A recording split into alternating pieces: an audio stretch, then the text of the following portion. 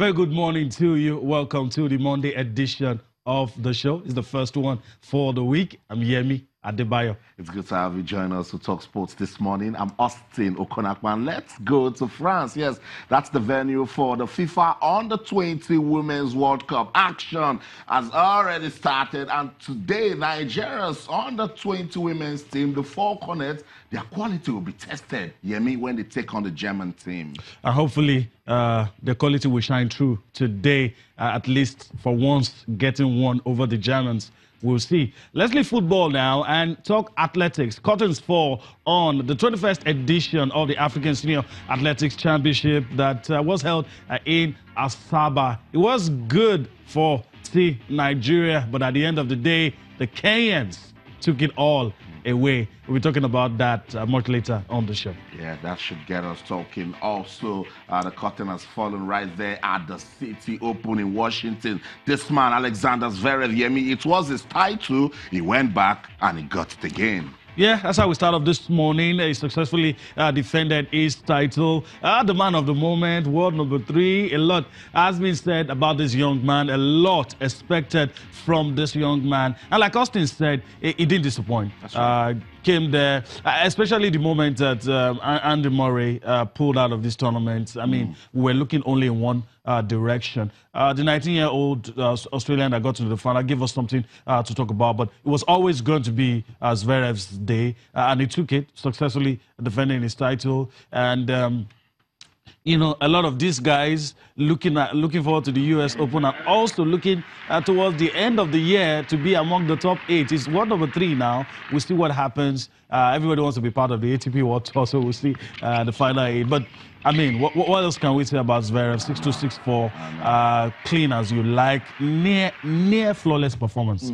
Every day telling us that, look, I'm the prospect for men's tennis. Guys, put me into that mix. When you're talking about the guys that are doing so well, the guys that are promising, he has played arguably the big guys. Some he defeated, some he lost to. But shout out also to the guy that lost, Alex de Minaur.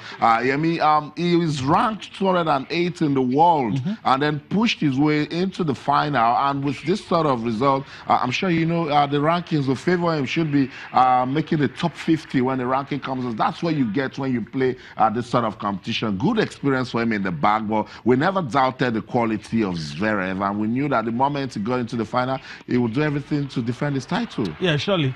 And he needed it. You know, look, sometimes you get a 50-50 chance when top stars get complacent. But this was not one of those moments. Zverev wasn't going to be complacent. He has a lot to prove, a lot riding on his shoulders. And, you know, look, in tennis, we say there's a world order. And we call that world order, we say the top 5.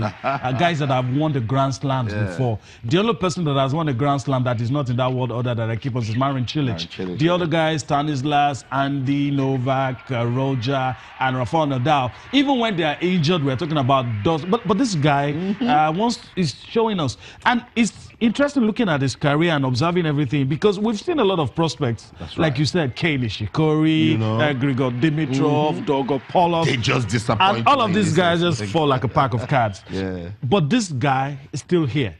So we're looking forward to U.S. Open, and we'll see what's going to happen. Yeah. But surely you can't bet against Zverev at this moment. And it's all about sustaining the momentum for Zverev. I mean, the 21-year-old German is now winner of 9 career victories. He has become the tournament's first defending champion since Argentine Juan Martín del Potro did it in 2008 and 2009. So he's breaking records. He's getting us to talk about him. Let's listen to Zverev. How it went, and you know, obviously in the final as well, Alex played great, but you know, I was feeling the ball well.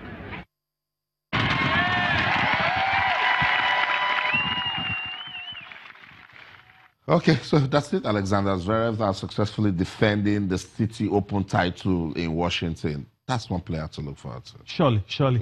All right, let's flip over now. Let's talk about the ladies. Let's go to this Silicon Valley Classic. Let's talk about Michela Buzănescu this morning. That's the lady, the name on top of the lips of everyone. Sweet victory for her in that one. She defeated Greece Maria Sakkari in the final. 6-1, 6 love, showing us that, look, look in my direction, just maybe. And look, if anybody is winning something on the WTA tour, the way the women's circuit is, you take them seriously. For the men, it's pretty predictable. You have to fight hard to come in. But just keep that name now. But for the ladies, she might just go on to the big one. The only thing predictable about women's tennis is Serena.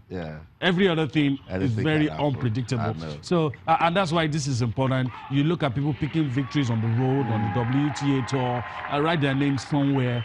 They might just do it at the big stage. Because when it comes to the women, you just don't know. Look, there are big names, but they're not that dominant like the guys. And in personal sport, it's all about sustaining the momentum. So she's done this now. She's 30. So how many persons talk about Bozanescu? Okay, I've won this now. They're talking about me.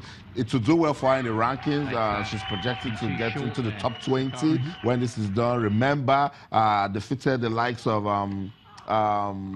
the person she defeated, Mariah Sarkey, defeated the likes of Venus and even Daniela Collins. So, as you mentioned, with the women's circuit, it's a bit fluid. So she goes back now and says, okay, who can I beat? Who can I not beat? She marks Angelique Kerber. Serena, she puts an asterisk that, oh, she's just coming back. And remember what happened to her at this championship. So anything can happen with women's tennis. That's very, very true. I remember a particular Grand Slam final. I think Francesca Schiavone was involved. I think two Italians playing in the final. If you're a bookmaker, if you're a betting person, you will not be brave enough to put those two names on the final sheets. But it happens, and it always happens in women's tennis. For the guys, surely, if the top guys are not injured, they'll go far. But but we'll see. I'm not discouraged by the fact that you're saying, oh, she's already so age, because of how unpredictable the women's circuit is, and it's all about momentum, like you also said. Maybe she'll just carry it. This can spoil her. This can spoil her. She just needs to look at it now. The rankings will get better when you're in the top 20. You look at yourself as, oh, I can actually get into the top 10, and that could be the motivation. So congratulations to Bozanescu for winning right there at the Silicon Valley. Let's get on with the show now and play some golf. A week before defending his PGA Championship title, Justin Thomas once again showed us, that look, I can play golf. I can get you talking about me. Yeah, that's it. I mean, it's good for the young man. I'm very happy for him. Imagine winner doing it right there in Ohio, and just coming out tops. The good thing, he had family all around him. His grandparents came to see him win. Good one for this one, like you said, a week before defending, the big one. We'll see how it goes for him. Strong guy. Played well. First title for him at the Bridgestone, first WGC title for this man, and it means a lot. It means a lot to him. There's a lot of change in golf these days. It's usually you say age, but now you have a lot of youngsters, people in their 20s. And it's rotating. So you talk about this guy. Even the guy who's number one is not your typical, because you expect golfers to 45, 50. You have this guy, you have Dustin, Johnson, Jordan Speed, all of these guys, just doing it. But I'm very happy. The thing about golf that makes it very interesting is you have a lot of potentials. You have a lot of guys going into it who can win. But at the end of the day, I think that's my man, DJ there. Didn't get to win this Pretty time. decent player also, DJ. But shout out to Justin Thomas. Won that one with a 4-stroke victory. And I mean, this is the way to prepare when you get ready to defend your PGA Championship title. Meanwhile, and the squirrel as well. I mean, the time under the sun. Had to play his part. Thomas started the final round with a 3-shot cushion and was never seriously threatened. So that's dominance right there. That's when you're playing golf, you could keep your control when you know what you're doing. So he was a composed player, went all the way, and then he did it. So with this now, the bookmakers, the media will start saying, it looks good to defend his PGA Championship. I agree with you. Form and composure, the key ingredients in golf. That's why you see someone that starts on the leaderboard on the final day, that person just capitulates. Something happens. You see somebody who was number 10, first round, second round, third round, on the final day. You'll start looking for him on the leaderboard. Something happens. So we'll see. That's a good one. But you know, our viewers will be saying, what about Tiger Woods? Was he here? Yes, Tiger Woods was at the WGC Championship, but the 8-time winner at Firestone finished 15 strokes back after his 73. So Tiger, I don't know, maybe it's just giving us presence. No, the game is not improving. Two things when you talk about Tiger. Whoever wins any golf tournament Tiger plays in carries a cost. You win, we're talking about Tiger. That's it. You win, we're talking about Tiger. And another thing, I think Tiger is very realistic. Yeah. And I like him for that. Tiger Woods.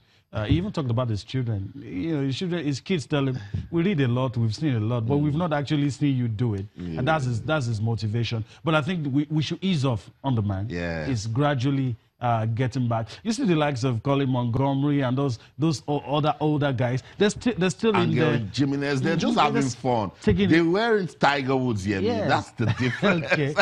Well, so if Colin Montgomery goes out there and wins something, the old chap's still winning. I guess we're judging him by his own very high standards. All right, let's come home now. Let's talk about the big one. I mean, there's been a whole lot of talk about the 21st edition of the African Senior Athletics Championship. It was good for us in this part of the world. We hosted, well, there were the good side of it. There were the sides, well, not too good. We'll do all of that, talking about it on the show this morning. Austin, where do we start from? A lot of talking points from the Athletics Championship. A lot of heartwarming moments. A lot of things we want to forget in a hurry. But isn't that life? So we balance it. We're good in this aspect, we're good in this one. So you work on your flaws and you consolidate on your strengths. That's what our administrators need to understand. It was a good championship, no doubt, Yemi, in terms of the quality of the competition and all. But those things you talked about is important, yes. That will correct them. All right, so let's quickly take a look at the report put together by our man right here, Austin Okon-Akpan, on the 2018 African Senior Athletics Championships. John Scott. Egypt, Ethiopia, Gambia, Ghana. Tagged Asaba 2018, the 21st edition of the African Athletics Championship featured the best of the continent's athletes. It's the home stretch. You can't stop him. He starts celebrating already. It's a massive run to the finish. And yes, it is Ethiopia who takes it. First champion of Asaba 2018.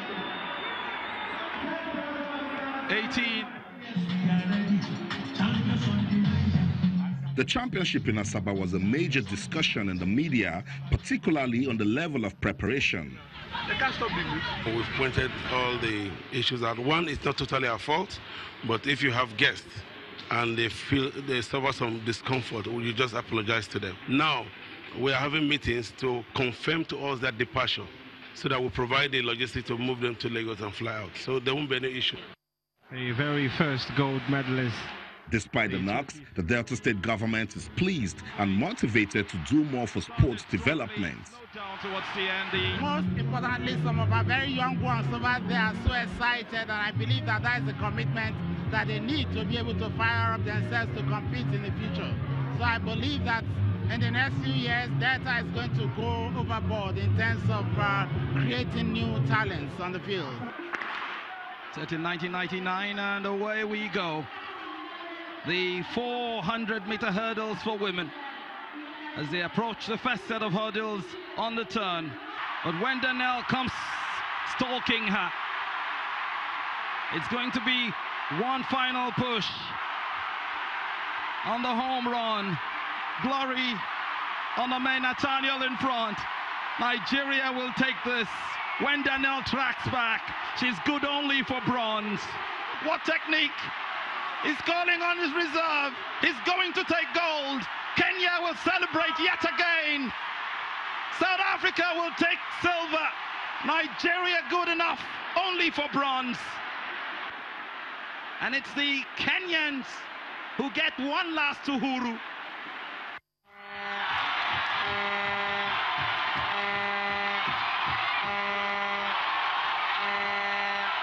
And as the curtain falls on the championship in Asaba, hopefully officials of athletics in Nigeria will evaluate the event, keep the positives, and work towards changing the negatives. Austin Okonakpan, Channels Television News.